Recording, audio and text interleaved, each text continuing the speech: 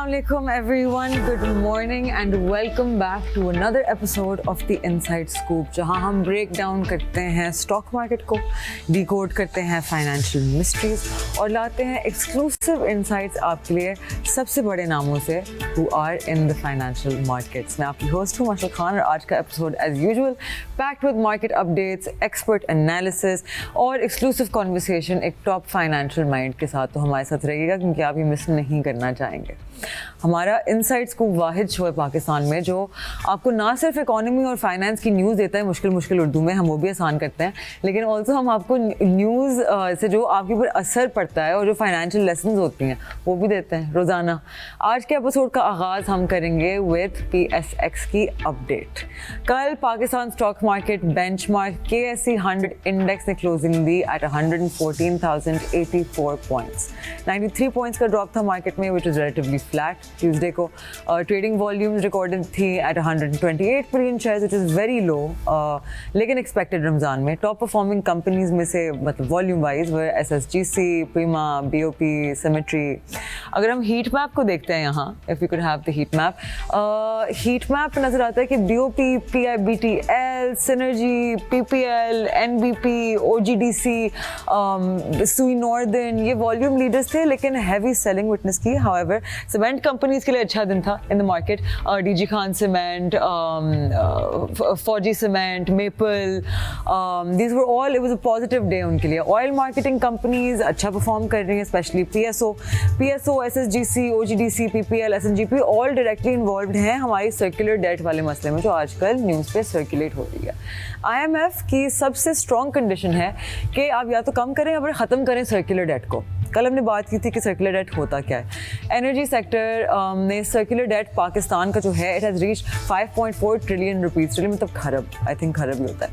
To manage this continuously growing debt bomb IMF ने instructions दिए government को कि आप रिफॉर्म्स पे काम करें।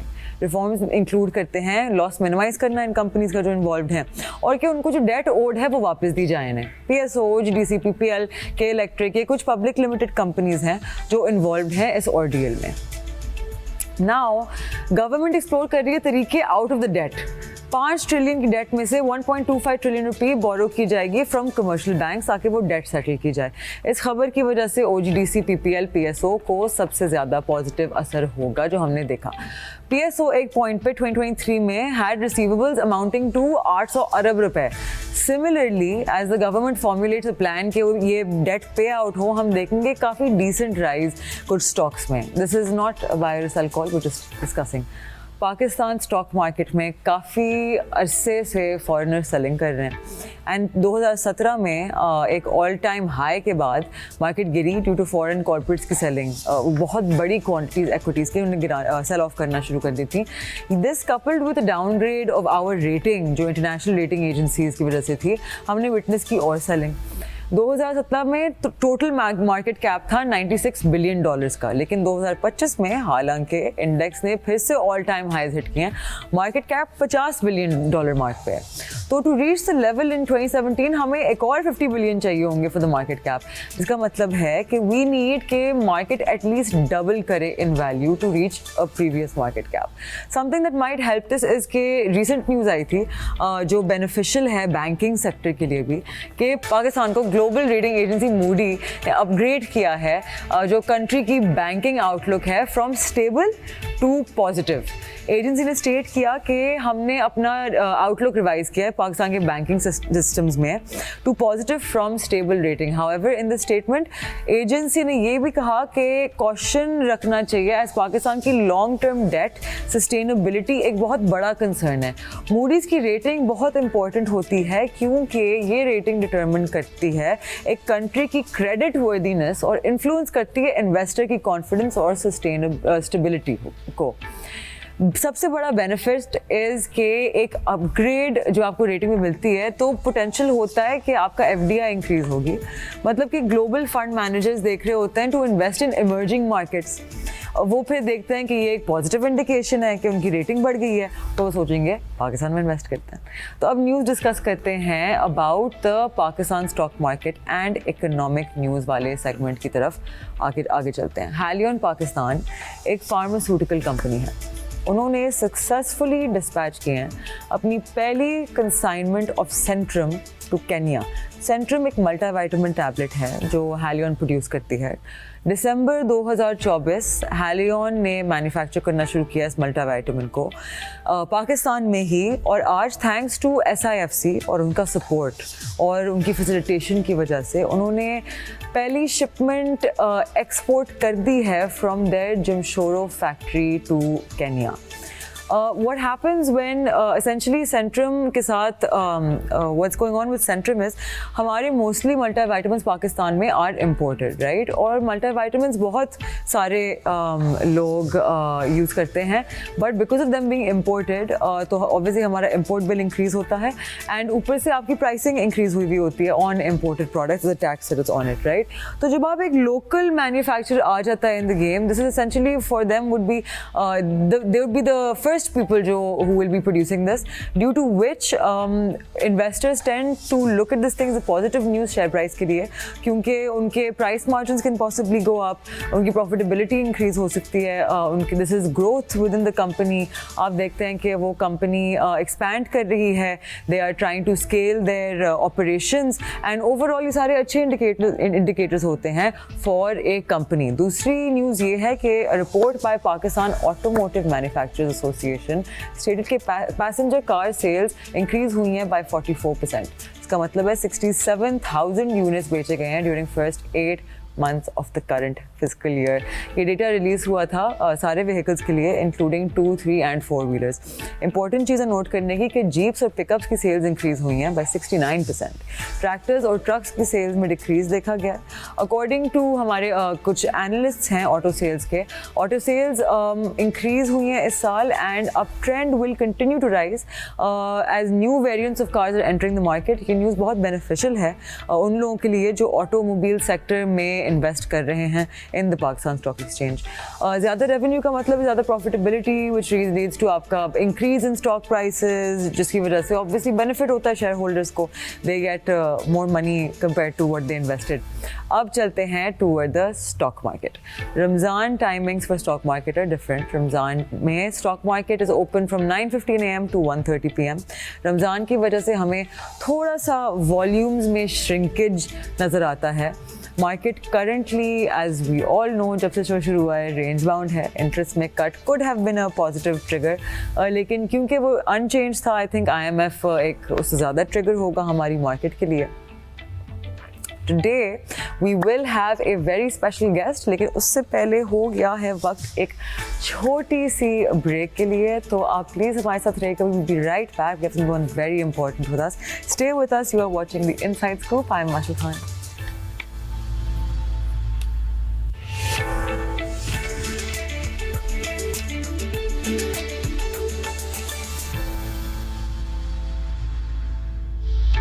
Welcome back. आप देख रहे हैं द इनसाइड स्कूप, और ब्रेक पर जाने से पहले मैंने आप लोगों को बताया था we are very special guest with us today.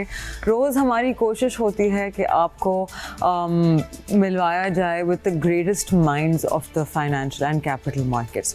तो हमारे साथ आज मौजूद हैं mister Nasir Shah Bukhari, who is chairman KASB group, जिसका आप लोगों ने आई एम श्योर सुना ही होगा। Thank you so much for joining us Nasir sahab. सबसे पहले मैं आपसे पूछना चाहूँगी कि let's speak about the dollar थोड़ा सा, because previously in previous years हमने इतना मेजर स्पाइक देखा, लेकिन अब because of efforts of our current government हमारी इकोनॉमी थोड़ी बहुत स्टेबलाइज होना शुरू हुई है with dropping inflation and consequential हमारे dropping interest rates from 22% to 12%। तो आपको क्या लगता है कि डॉलर वर्सेस PKR आपको कहाँ नज़र आता है over the next 3 years? Do you think we'll be able to gain some value on the rupee? देखिए, हम कन्वेंशनल थॉट जो है ना, कोई डॉलर मजबूत हो गया या कमज़ोर हो गया तो उससे जो है हम एक नतीजे अख्ज़ करना शुरू कर देते हैं। कुछ फैक्टर्स ऐसे हैं जो हमारे डोमेस्टिक हैं और कुछ फैक्टर्स ऐसे हैं जो हमारे इंटरनेशनल डिपेंडेंट हैं। मैं लेकिन आपको वजह बताना चाहता हूँ कि हमारा रुपया क्यों कमज़ोर होता है जी। हमारे तौर पर एक ये जो भी सियासी जमातें होती हैं उनकी एक जो भी एक टीम आती है, उनके दिमाग में ये घुसा हुआ है कि हमने GDP ग्रोथ जो है 6% दिखाई और जीडीपी ग्रोथ को बढ़ाने के लिए इंपोर्ट्स का जो है वो एक तूफान शुरू हो जाता है, जिसमें कि नॉन प्रोडक्टिव किस्म की आइटमें भी जो है उनको इंपोर्ट किया जाता है। एक तो वो है जो आपको एसेंशियली इंपोर्ट करनी है, क्योंकि बहुत सारी चीज़ें हमारी जब एक्सपोर्ट होती हैं तो उसका रॉ मटेरियल हमारे पास बाहर से आता है, लेकिन बेशुमार चीज़ें ऐसी भी हैं जो कि लोकल यहाँ पर उसको जो है हम प्रोड्यूस कर सकते हैं, लेकिन यहाँ प्रोड्यूस करने के बजाय हम उन्हें इंपोर्ट कर देते हैं जी। और उसकी एक वाज़ह मिसाल ये है कि जब 2021 में हमारे यहाँ जब $85 बिलियन का इंपोर्ट बिल हुआ और एक्सपोर्ट्स हमारी और रेमिटेंसेस मिला के तो $27 बिलियन का गैप था। तो इस गैप की वजह से आपको रुपया जो है उसको बहुत तेज़ी से ये देखा गया कि उसकी जो कदर है वो गिरी, यानी आप 100% गोया तकरीबन उसकी कदर जो है वो गिर गई। तो इसको लोग अप्रिशिएट नहीं करते कि इसकी वजह क्या होती है। और हमारे यहाँ जब भी बैलेंस ऑफ पेमेंट का ये क्राइसिस आता है तो ये हमारे अपने किए की सजा होती है वो, लेकिन उसको भुगतना जो है आवाम को पड़ता है, क्योंकि जब भी डॉलर के मुकाबले में रुपया कमज़ोर होगा तो आपके यहाँ तमाम अशिया, खुसूसन जो ऑयल एंड गैस की प्रोडक्ट्स हैं जो कि इम्पोर्ट होती हैं, उनकी वैल्यू जो है वो बढ़ जाती है। तो जब आप ये समझ लें कि अगर हम अपने इस तवाज़ुन को बरकरार रख सकें कि हमारी इंपोर्ट जो हैं वो और हमारी जो एक्सपोर्ट्स हैं वो और जो रेमिटेंसेस हैं वो और जो हमारा बैलेंस ऑफ पेमेंट ओवरऑल है, उसके अंदर हमारे पास अगर इस वक्त तो हम मोर और लेस पॉजिटिव बैलेंस जो है वो देखते रहे हैं पिछले कुछ महीनों में। इस गुज़िश्ता महीने तकरीबन $2.5 बिलियन का डेफिसिट हुआ है, लेकिन ओवरऑल हमारा जो ये डेफिसिट जो है ये मैनेजेबल है। तो इससे रुपया जो है इंटरनल फ्रंट के ऊपर तो हमें ऐसा महसूस नहीं होता कि कोई उसकी रुपए की कदर जो है उसमें कोई तब्दीली आनी चाहिए। लेकिन एक्सटर्नल फ्रंट में जो है वो ये हुआ कि जब से ट्रम्प साहब प्रेसिडेंट बने अमेरिका के, तो आप देखें कि इंटरनेशनल करेंसीज में जो वॉलेटिलिटी है वो बहुत ज़्यादा बढ़ गई है और डॉलर जो है वो तकरीबन ऑन एन एवरेज 8 से 12% मुख्तलिफ करेंसीज के मुकाबले में जो है स्ट्रेंथन हो चुका है। और उससे हमारे यहाँ पर ये ख्याल किया जाता है अभी भी कि जी अब हमारा रुपया जो है वो बहुत मजबूत हो जाना चाहिए, क्योंकि हमारे पास जो है वो डिपॉजिट भी बढ़ रहे हैं, स्टेबिलिटी भी आ रही है। इन सब बातों को देखते हुए बहुत सारी आवाज़ें ऐसी आती हैं कि जी अब रुपया को मजबूत होना चाहिए, लेकिन ये जो 8 और 10-12% जो रुपया जो है यानी डॉलर की कदर अगर बाहर मजबूत हुई है और रुपया जो है वो उस शरह में उसके साथ नहीं हुआ, तो उससे जो हमारी एक्सपोर्ट उन इलाकों में और ख़ासतौर पे हमारी बहुत बड़ी एक्सपोर्ट जो है वो नॉन डॉलर एरियाज़ में है। मसलन EU में हमारी एक्सपोर्ट्स जो है वो काफ़ी जा रही हैं, चाइना में जा रही हैं, फारिस में जा रही हैं। वहाँ पर हमें फिर बहुत प्रॉब्लम आती है कि हमारी प्रोडक्ट्स जो हैं वो फिर महंगी होनी शुरू हो जाती है, और ये हम ऑलरेडी हमारा जो एक्सपोर्टर है वो महसूस कर रहा है कि हम 8% जो है वो मार्केट में महंगे हो गए उससे जो आज से 6 महीने पहले 3 महीने पहले हमारी पोजीशन। तो कीपिंग इन माइंड आपने अभी you mention the exports right, तो ऑब्वियसली हमारी एक इंपोर्ट बेस्ड इकोनॉमी है, one of our main imports include fuel, उसकी वजह से एज यू सेड हमारा करंट अकाउंट रियली स्ट्रगल्स। तो ऐसी कौन सी what is necessary for our government to do कि हमारे एक्सपोर्ट्स को ज़्यादा काइंड ऑफ प्रायोरिटी दी जाए? How can they be helped, how can it be encourage? क्योंकि फ़िलहाल हमारे जो एक्सपोर्ट्स हैं द वेरी एग्रीकल्चरल, हमारे हाई वैल्यू एक्सपोर्ट्स नहीं हैं। हम कैसे अपने कुछ दूसरे सेक्टर्स को इंकरेज कर सकते हैं टू एक्सपोर्ट्स ताकि हमारा करंट अकाउंट मज़ीद स्ट्रॉन्ग हो सके? जी, एक तो देखिए कि जो उड़ान पाकिस्तान का प्रोग्राम अनाउंस किया गया उसमें $60 बिलियन का टारगेट जो है वो एक्सपोर्ट्स के लिए मुतय्यन किया गया है। आपने सही कहा कि हमारी ज़्यादातर जो एक्सपोर्ट्स हैं वो एग्रीकल्चर बेस्ड हैं, जिसमें वैल्यू एडिड, वो भी ऐसी एग्रीकल्चर जिसमें वैल्यू एडिड बहुत कम है। यानी हम अगर अपने पास corn as it is export कर दें तो एक नॉर्मल रॉ मटेरियल है, लेकिन अगर हम कॉर्न की बनाई हुई प्रोडक्ट्स जो हैं वो दे सकें, या जो हमारे पास राइस है उसकी हम नूडल्स बना के एक्सपोर्ट कर सकते हैं, या हम अगर उसकी और ऐसी हाई वैल्यू फूड प्रोडक्ट्स जिसकी मार्केट में डिमांड है, बिस्किट्स हैं, ये एक्सपोर्ट कर सकें, तो हमें जो है अपने उस रॉ मटेरियल की वैल्यू जो है वो कई गुना ज़्यादा बेहतर मिल सकती है।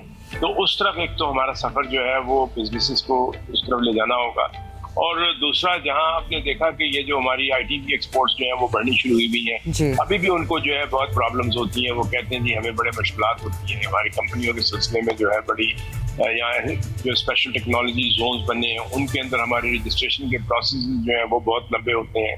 तो हमारा सारा का सारा फोकस जो है वो फ्रीलांसर्स के ऊपर है, लेकिन फ्रीलांसर्स जो हैं वो आपको लॉन्ग टर्म स्टेबिलिटी नहीं दे सकते इस किस्म के रेवेन्यूज के लिए। आपको कंपनियों की जरूरत है सिस्टम लिमिटेड टाइप की, ऐसी कंपनियां जो कि एक्सपोर्ट्स जो है वो ना सिर्फ यहाँ कर सकें बल्कि वो जगह जगह अपने जो है सेंटर्स बना सकें। जैसे सिस्टम ने अभी सऊदी अरेबिया में अपना सेटअप बनाया है कि बिजनेस वो वहाँ पक लेते हैं और उसका जो बैक ऑफिस है वो उन्होंने पाकिस्तान में उसको ग्रो करने के लिए रखा हुआ है। तो इस तरह से आपकी जो एक तो इससे एम्प्लॉयमेंट बढ़ती है, दूसरा एक स्टेबिलिटी आ जाती है जब कॉर्पोरेट सेक्टर जो है वो पार्टिसिपेट करता है। तो इसके साथ साथ आपके पास ये तो एक फैक्ट रहेगा ना कि आपके पास एग्रीकल्चरल प्रोड्यूस है।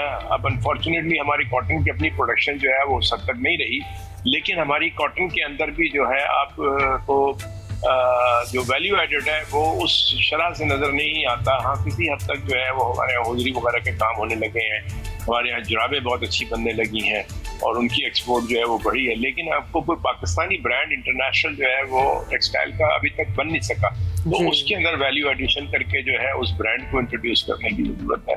होम टेक्सटाइल अल्हम्दुलिल्लाह पाकिस्तान अभी भी जो टॉप 2 या 3 कंट्रीज ऑफ द वर्ल्ड है उनमें शामिल है, लेकिन उसमें भी होम टेक्सटाइल में ब्रांड्स की जरूरत है। कि अब यही हमारी जो एक बेडशीट है वो अगर $50 में एक्सपोर्ट हो रही है, तो क्यों नहीं ये जो कि थाईलैंड की अगर कोई वही बेडशीट जो है वो $500 में बिकती है तो हमारी $250 में तो बिके। हमारे यहाँ क्या कमी है उसकी उसी प्रोडक्ट प्रोड्यूस को जो है पेश करने की? हाँ, हमारी जो उसकी लेबलिंग है, उसकी ब्रांडिंग है, उसकी कमी है। इस वजह से हम वो कीमत नहीं फच कर पाते। तो इस एतबार से जो है आपको बिजनेस को काम करने की जरूरत है। लेकिन अच्छी खबर जो है वो ये है कि एक कंसिस्टेंट ग्रोथ जो है वो आपके यहाँ रेमिटेंसेस में आई है, और इस फरवरी के अंदर भी कोई $3.1 बिलियन की आपकी रेमिटेंसेस हासिल हो चुकी हैं। इससे आप महसूस करते हैं कि ये साल जो है 35-36 बिलियन डॉलर की रेमिटेंसेस होंगी, जो एक बहुत बहुत बहुत यानी आप कहें कि ऐसी चीज़ थी जो लोगों ने सोची नहीं थी।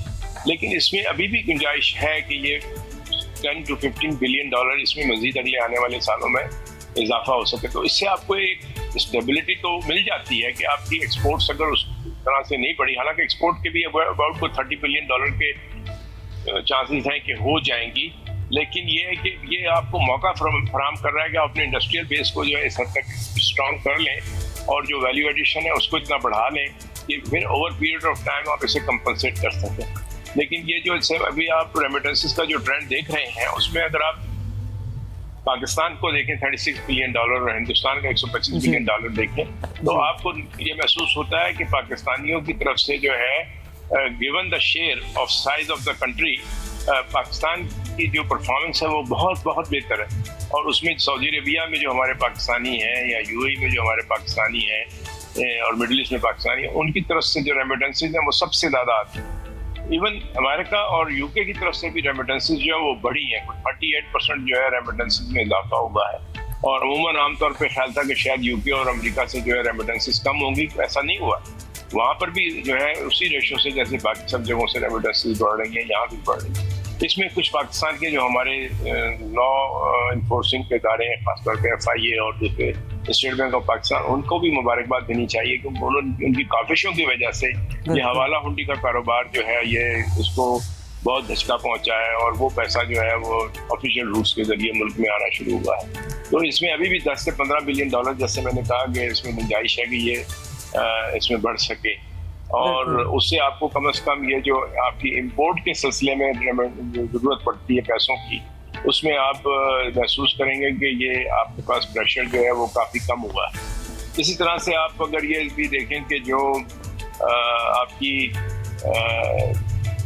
अपने सोलर और दूसरी रिन्यूएबल एनर्जीज के अंदर जो आपकी इन्वेस्टमेंट्स हो रही हैं, उसकी वजह से अल्टीमेटली आपके पास जो ऑयल प्रोडक्ट्स की इंपोर्ट है वो भी कम होगी, क्योंकि वो तो रेकरिंग है ना इसमें। ये तो अब आपने एक दफ़ा एक सोलर सेट लगा लिया तो वो उससे आपको जो है एक बिजली की फरावानी जो है वो हो सकती है, तो आप उसकी फ्यूल की उस रिक्वायरमेंट को पूरा कर सकते हैं।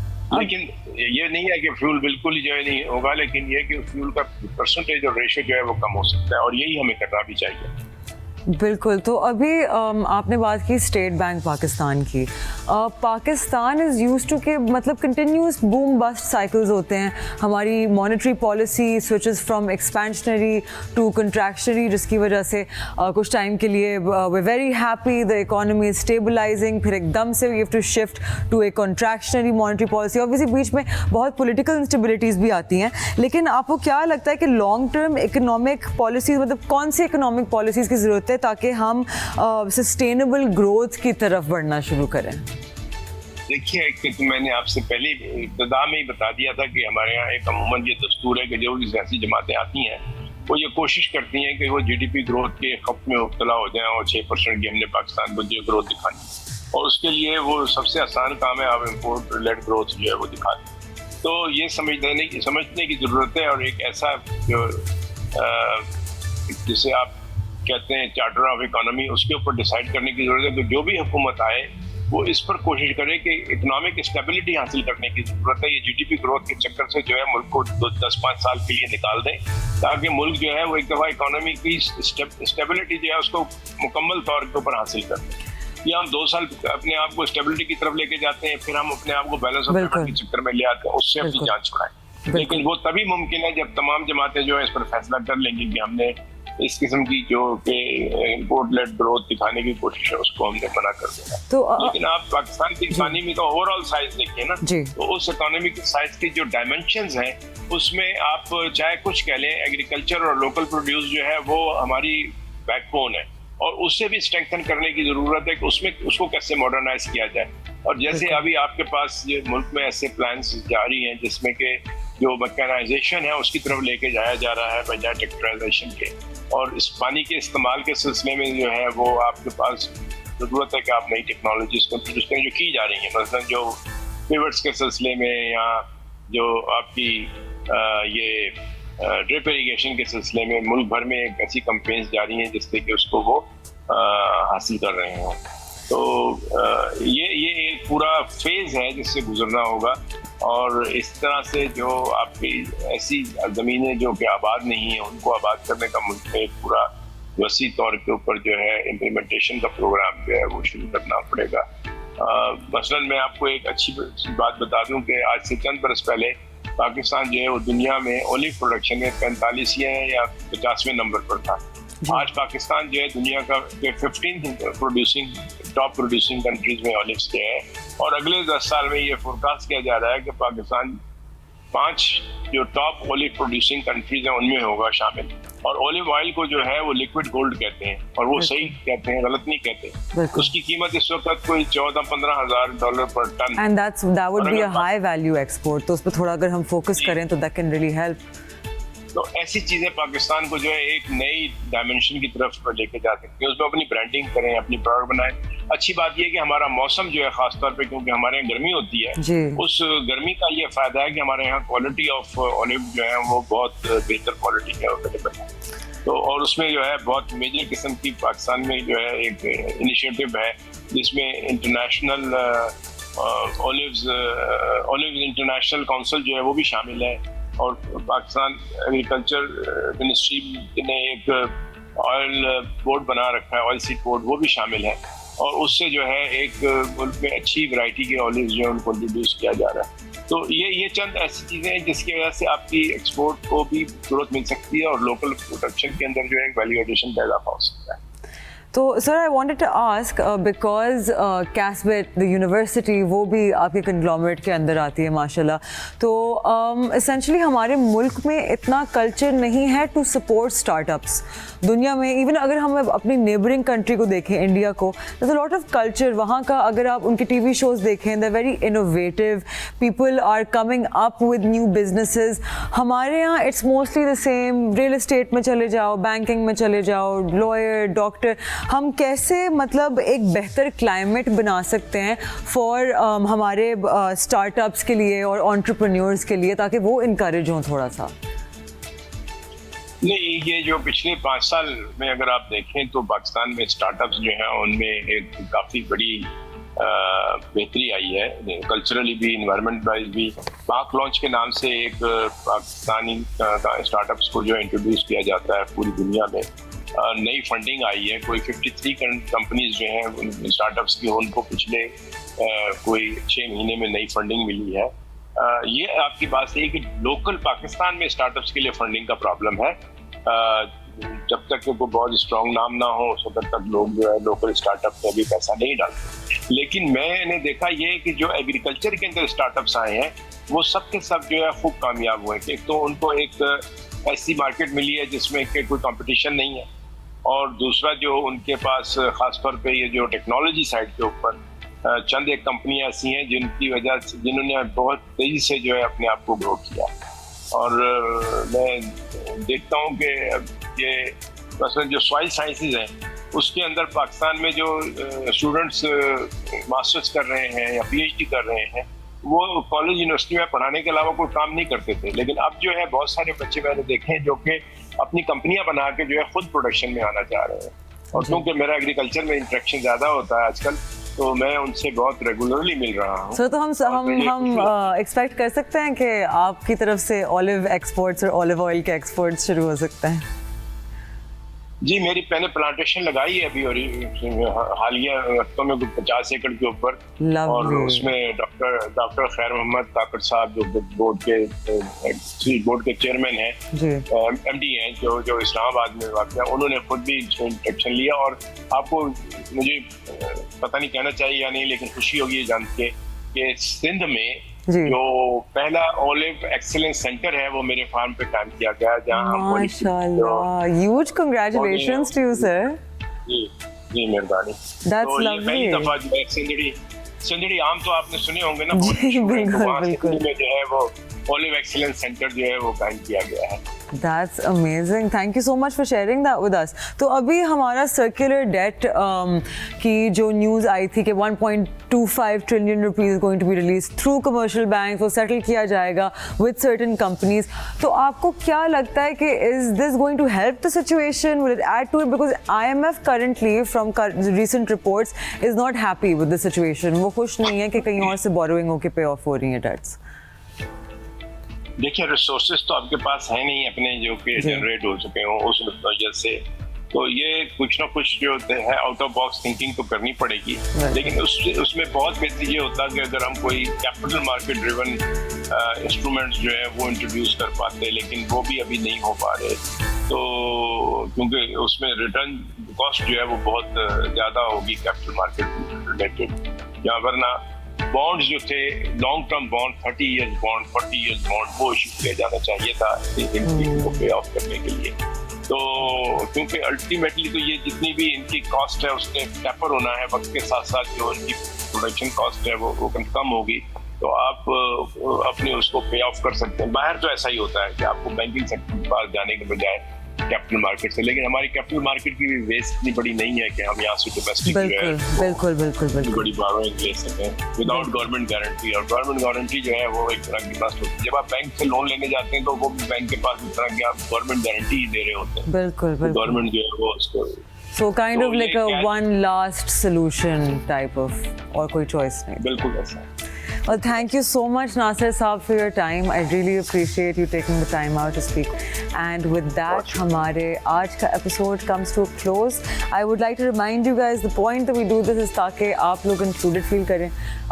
मुझे खुद मुश्किल उर्दू समझ में नहीं आती, to be very honest, ना कभी आई है, ना मुझे शौक है एक्चुअली, बिकॉज बहुत मुश्किल लफ्ज़ होते हैं एंड मतलब आम कॉन्वर्सेशन में यूज़ भी नहीं हो सकते। तो मैं कोशिश करती हूँ कि मैं भी जब आप लोगों से बात कर रही हूँ तो हमेशा ऐसे लफ्ज़ यूज़ करूँ जो हम सबको आसान आसानी से समझ आए, बिकॉज वैसे finance is an intimidating sector. मैं चाहती हूँ कि जो जिस चीज़ से पहले लोग डिसवेड हुए होते हैं, सोचते हैं कि नहीं यहाँ हमें क्या समझ आएगा, वहाँ आप ज़्यादा कॉम्प्लिकेट कर लेंगे चीज़ें, तो मतलब हम किस तरह से अपने मुल्क को इन्वेस्टमेंट की तरफ लेके जाएंगे, अपनी आवाम को लेके जाएंगे, हम कैसे ये इन्वेस्टमेंट कल्चर इंट्रोड्यूस करेंगे. बट प्लीज़ रिमेंबर कि इन्वेस्टमेंट इज़ वेरी इंपॉर्टेंट. आपका जितना हाई लेवल के लोग होते हैं वो उतने ज़्यादा डाइवर्सिफाइड होते हैं विद देयर इन्वेस्टमेंट्स, वो उतने ज़्यादा उनकी परसेंटेजेस इन्वेस्टेड होती हैं, और वो इसीलिए बिकॉज दे हैव अंडरस्टूड कि द ओनली वे कि आप वेल्थ जनरेट कर सकते हैं इज़ इफ आपका पैसा आपके लिए काम कर रहा है, अपने पैसे के लिए आप काम नहीं कर रहे हैं. So please remember to invest smart. कभी do not get into a market blind. हमेशा अपनी research करके enter. अपनी risk tolerance please नापा करें, because it's very important to know कि आप कितनी risk बर्दाश्त कर सकते हैं. Not everyone is a 100 equity person like me. कुछ लोगों को ज़्यादा safe haven assets पसंद होते हैं, कुछ लोगों का ज़्यादा interest होता है in real estate. Some people are more interested in other forms of investment. कुछ लोगों को private equity पसंद है. So whatever floats your boat, just remember to invest. It's really important. और मैं मिलूंगी आप लोगों से कल सुबह same time, same place. This was the Inside Scoop. I am Mashal Khan. Take care. खुदा हाफिज़.